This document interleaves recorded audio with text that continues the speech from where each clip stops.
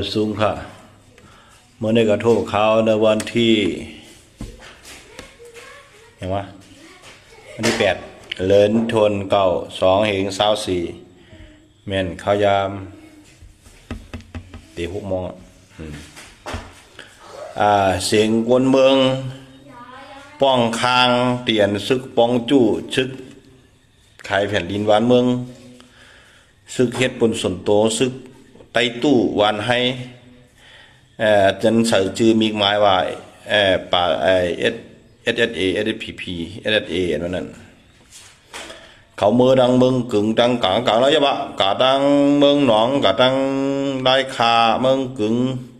ปางหลวงเจ้าเนี่ยนะเจ้าหวงตัวเนี่ยพวกเขากล่าววันแล้วก็คนนั้นคนเมืองเนี่ยมาอยู่ไม่เจอนะเนี่ยว่า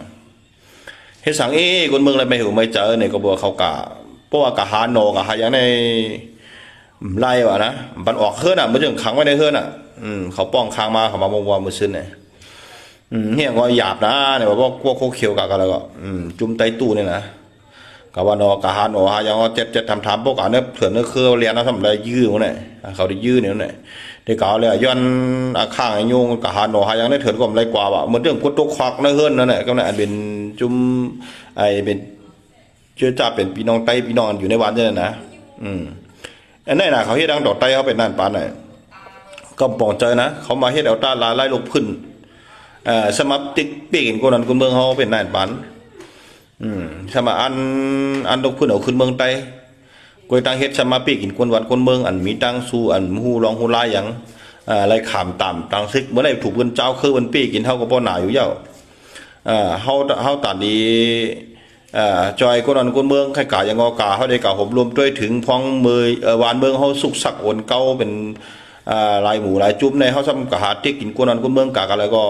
กะเฮ็ดทั้งคนนั้นคนเมืองว่าอย่าไปกะตั้งทำออกกลางขึ้นทำกุมโย่คนนั้นกะหาหน่อหายังว่าผมไล่กะได้กะหาว่าคำนี้ก็ว่าผมพัดมาเนี่ยกวนเนี่ยนะเขากะเตี้ยเขาเฮ็ดทั้งเป็นนั่นบ้านเนี่ยอันนี้ฮะเขาถามด้วยเฮ็ดอย่างสูเฮ็ดตาบนเมืองใต้เฮ็ดอย่างสูไปเปี้ยนเกินเคยไต้วันนั้นส่วนบนดาบพ่อแม่พี่น้องคนเมืองใต้อีกเพราะว่าย้อนนั่นเขาอะไรวะเด็กคันให้คนนั้นคนเมืองในเปิดป่องเขาเปิดอย่างบันเขาม้วนๆวะเนี่ยเนี่ยลำบากไอ้ทุกข้าทุกเน็ตน่ะเนี่ยพี่น้องคนเมืองใต้ในพวกเหมือนเนี่ยนะใครไหนมาเนาะเนี่ยในตั้งเฮ็ดเขาเนี่ยอันนี้น่ะอันนี้น่ะอันเดียวหัวมุนนั่นอันเขาว่าเนี่ยกำในซ้ำอันนี้น่ะเพราะว่าเขามาทัดสางด้วยนะวันเหมือนนั่นแหละกาอยู่อันพี่น้องคนเมืองใต้ในเฮียงก็ตื้นในขามตามหมดนี่เนี่ยตื้นในขามขี่จากหมากหมดเนี่ยจากอันเปิ้นเฮ็ดหมดนี่เนี่ยกำในเปิ้นปี้กินบ่อนนายเฮ็ดดังคุณเคยไตอยู่ดังปอทองก็เปิ้นมาปี้กินพี่น้องไตยงอำปันเนียนดิเห็นลายดิไตดิหยังก็ปันใจปันยังในเฮาบ่ดีกายเฮกังเก็ดเคบันน่ะลองจังได๋อันนี้เฮาโลกาปุ่นพรบันน่ะคือคนเมืองใต้เฮาได้มีลิกมีลายแต่ละฮู้ลิกไตดิหยังอันนี้ดอนกาเกี้ยงก็บ่หยาบ่เกี้ยงก็ไรขึ้นเหนือปอทองนั่นด้วยเนี่ยเพิ่นมาอู้เฮ็ดนั่นเดี๋ยวได้ว่าขึ้นมาก็มาเอาหมากมาปล่อยใช้เนี่ยอันนี้เป็นนาทีสุดเจ้าป้อหลวบุญพรเนี่ยลืมลาดด้วยถึงกะอันนี้จะมาหาเกาปอดจานมาหาเด็กนี่คนวันคนเมืองอันไหนก็มาเป็นจุ่มในพวกกว่าข้าวในหน้าตายามหันเป็นพี่น้องมือเหล่กันในวันก็ไล่ว่าหันนาเปิดก็มัดจอกปอทุบว่าหูก็จะถามพอถามอย่างบ่อะไรอย่างก็ทุบปอมันก็บ่เตรียมป้าให้เนี่ยอันนี้น่ะมันเฮ็ดเธอกวนอันดีเบอร์ดีจานอ่ะป้องหมดเลยนะมันเฮ็ดให้บนถังพิษเหนือตับจุ่มสูมกามันเฮ็ดให้สูเป็นก้นหลวงอยู่ดังเหนือเนี่ยสูต้องต้วยบ่ลูกน้องพ่องอันนั้นก็ชุมฮัดลาดฮัดใจกูหนกตาหัวดอกก้นหลวงสูเนี่ยตับจุ่มสูเนี่ยเขาถามตัวเองทุกวันเหมือนไหนเฮียสูให้ปีกินคนเมืองใต้บ้านนั่นปานเปิ้นปีกินคือเขาบริจอยเจ้าเฮามันก็ปอนเปิ้นมาปีกินเฮ็ดไหนมันได้เฮ็ดมันได้เฮ็ดเจอเครื่องมวยหายเปิ้นว่าบ้านห้ามชึกเมืองห้ามมันก็มื้อไหนน่ะก็เบิ่เฮาก็เฮ็ดไหนเฮาเฮ็ดกุฏิพรดีเฮาเฮ็ดแต่เจอเครื่องใต้เฮ็ดดูวันมื้อไหน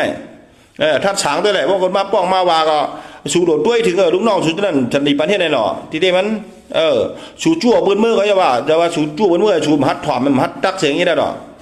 เมื่อบันเขาเจอเรียนไงถามด้วยดูเนี่ยเมืองใต้เนี่ยเมื่อดังวันเหมือนไหน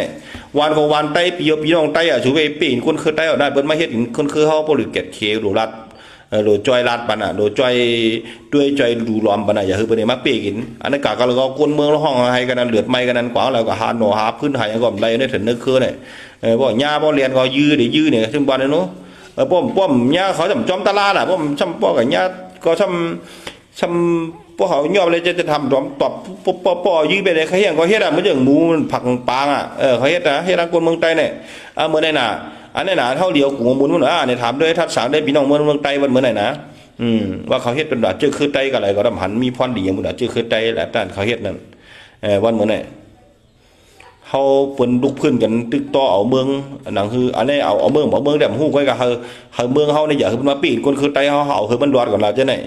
ในเฮาแต่นี้เฮาแต่ว่าต้วยกันเฮาจะกลุ่มมาหาปีกินกันขึ้นในมันดีที่มันดีที่คนเมืองจังนี่ก็คือกันเลยล่ะวันเหมือนไหนบ่รู้เงินโดควันโดกวนโดสังก็มาเป็นคนเมืองใครเจอก็เจอกันเนี่ยใครแหมก็แหมใครแหมคาก็คายเนี่ยชัวมาชัวเจอบาปฏิบ่ชูจึงใต้อันนี้มันมีก็ล่ะตาที่เฮอมันดีถามด้วยเนาะตั้งหลีมันมีก็เลยนั่นอันดีดวกยองมันมีก็เลยวันเหมือนไหนแค่อันเฮาปึดกันยื้อกันในก็บ่นานนะเจ้าเฮาสำกะเฮ็ดนำคนเมืองแทง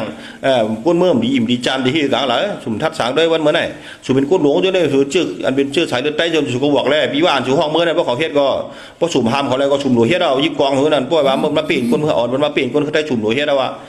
กองหมักเมืองจิ้มยามถึงนั่นชาไปเชิงแล้วบ่สุมอันเอาอันเมืองใต้ก็บ่อันปีนคนเมืองใต้ได้มันมีทองมันมีรองสังปองรองสังอิฐบ่อันตึกเอาวันเมืองใต้ก็ปันทางคนเมืองหยับเจอก็บ่เหมือนนั้นก็บ่ได้เนี่ยฝากนึงก้นดวงสุอีนึงบ่สุขะ